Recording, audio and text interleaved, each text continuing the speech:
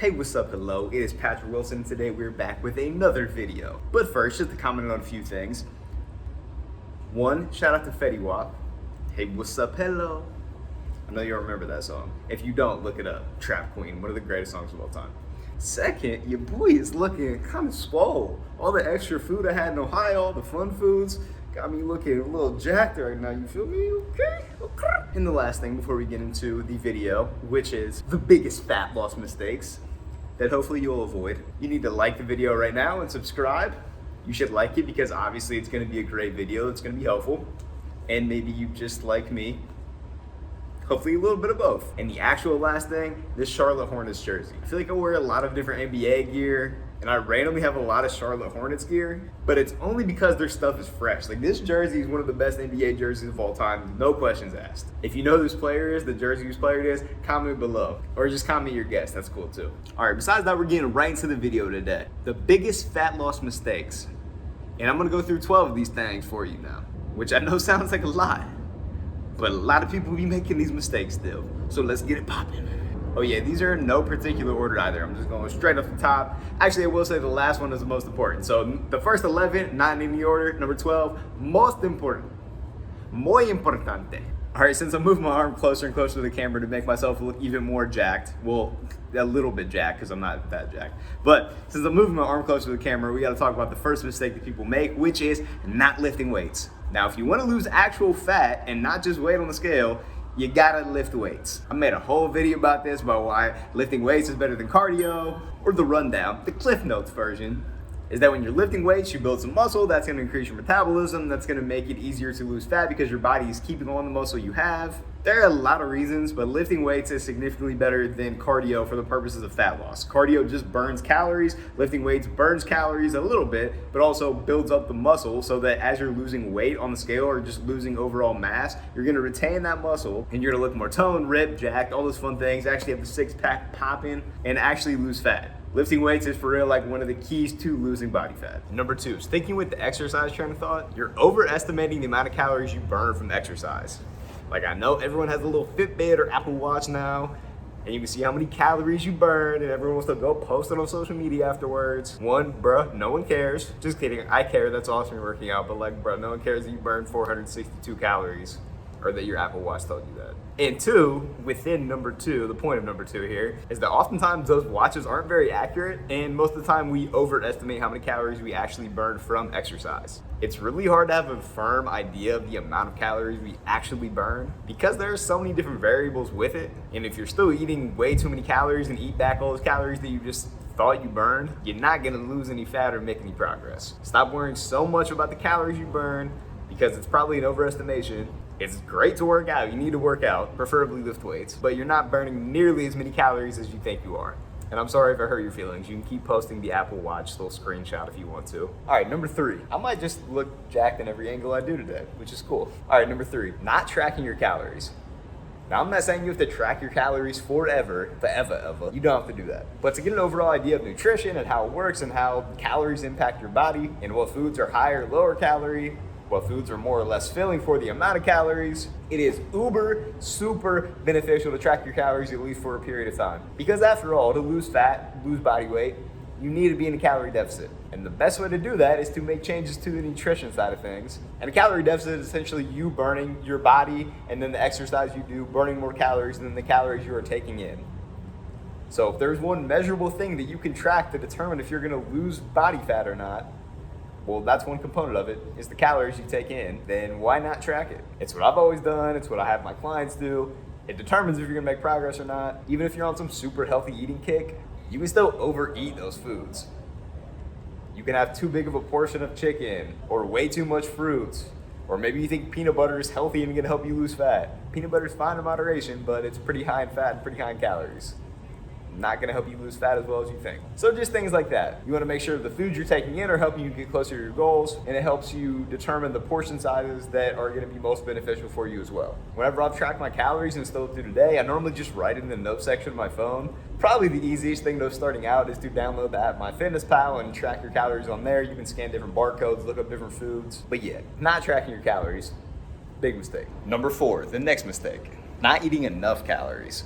Now, I know the problem normally for most people is that it's tough to take in less calories, like fun foods like pizza or ice cream, whatever like that, higher calories. But sometimes people go to way too far extremes and take in way less calories than they need to, and that can do more harm than good, homie. It's gonna slow down your metabolism a ton. You're gonna lose a lot of muscle mass that you have, and it's gonna make it harder to keep making progress, losing weight, losing fat. You don't need to lose 10 pounds in a week or something crazy like that. Take it a little bit slower. When you're eating enough calories, but still in a calorie deficit, it makes it more enjoyable. It makes it something you can stick with more longer term. 5, not eating enough protein. Same kind of thing as not getting enough calories in, and goes along the same path with not lifting weights. Not getting enough protein is a mistake because it helps maintain muscle, which helps you continue to look your best as you're losing overall size, losing weight, and it helps keep your metabolism higher so that as you're continuing to lose weight, lose fat, you can still eat a good amount of food, which is more enjoyable, and still be losing fat while doing it, as opposed to not getting in enough protein, having not as much muscle, your metabolism is slower, you gotta eat less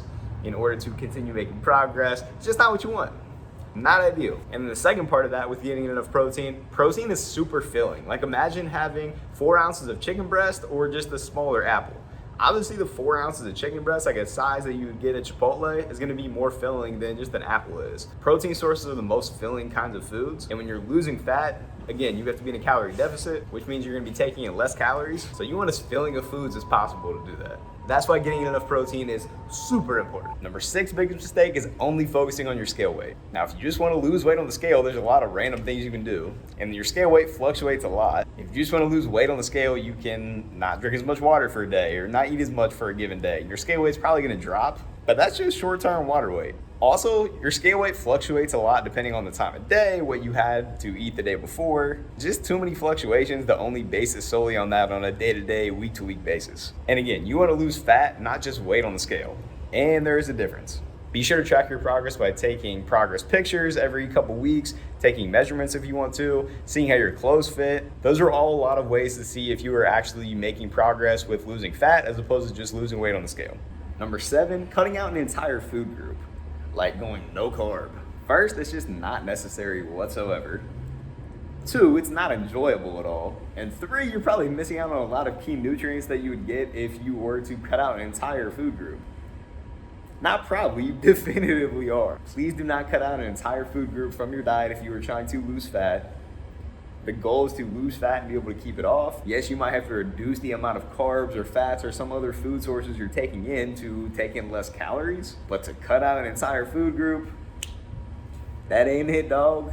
Number 8, kind of going off of that, a big mistake is switching up the kind of diet you're doing like every month.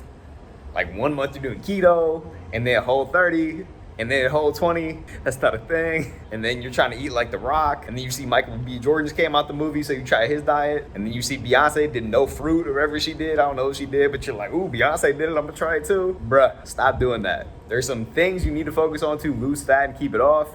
And a new diet approach every single month is not the way to do it. Be in a calorie deficit. You do that by making nutrition changes, like cutting back on some of the higher calorie foods, getting you more fruits and veggies, and lean proteins, of course, and continue working on that and be consistent with that.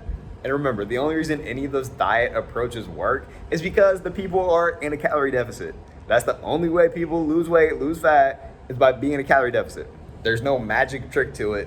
That's the trick. If you're looking for the magic pill, swallow the calorie deficit pill, my dog. Number 9, biggest mistake, not having any fun foods. Like not having any of your favorite foods ever. Like if you love pizza and you don't eat pizza ever, tell me how fun your life's gonna be. If you love ice cream and never allow yourself to have any ice cream, how long you actually gonna do that? Like how enjoyable is a no ice cream life? Let's be real. Yes, you need to cut back on some of the fun foods. Like maybe you cut back on the number of days or the portion sizes or a little bit of both, a little some of both. But try to stay somewhat balanced with what you're doing. You can have fun foods in moderation and still lose body fat. As long as it fits within the total calories you're taking in the day and you're getting in plenty of fruits, veggies, and lean proteins, you're Gucci 2 times. 2 times. Number 10, biggest mistake, you have unrealistic expectations for the progress you're gonna make. Like you see a transformation on Instagram and you think that's automatically gonna happen for you, when in reality, that's not really the transformation that a lot of those people made. They're just using that to sell more product or sell whatever it is they're pitching. Legit progress takes time to make. You can make a lot of great things happen in 1, 2, 3 months, but some of those crazy transformations you see, that takes half a year, a couple of years, it takes time. Also, as it relates to the scale weight, even though that's not really an important thing like we talked about, losing 1 to 2 pounds per week is fantastic. You don't need to lose 3, 4, or 5 pounds a week and 20 pounds in a month. Let's just say you lose a pound per week and you're working on building better overall habits with nutrition, workouts. In 6 months, that's gonna be about 25 pounds. And if you're doing all those other things like lifting weights, getting in enough protein, if you're down 25 pounds on the scale and doing all that, you're gonna be building a little bit more muscle. You're gonna be looking a lot better, feeling a lot better. And those different things you've been doing for the last 6 months, they're probably gonna be more of habits now. So it's gonna be easier to maintain that progress moving forward because those things are just a part of what you do. So have realistic expectations for yourself. Still work hard and be strict and be disciplined with yourself, but be realistic with the results you're gonna make in the timetable for which it's gonna happen. Going off that, number 11 biggest mistake, you're taking unrealistic and unsustainable actions when you first get started.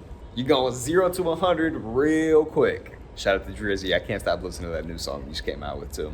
Also, can we just admit that Drake is one of the GOATs, like one of the greatest of all time, if not the greatest of all time. All right, back to it.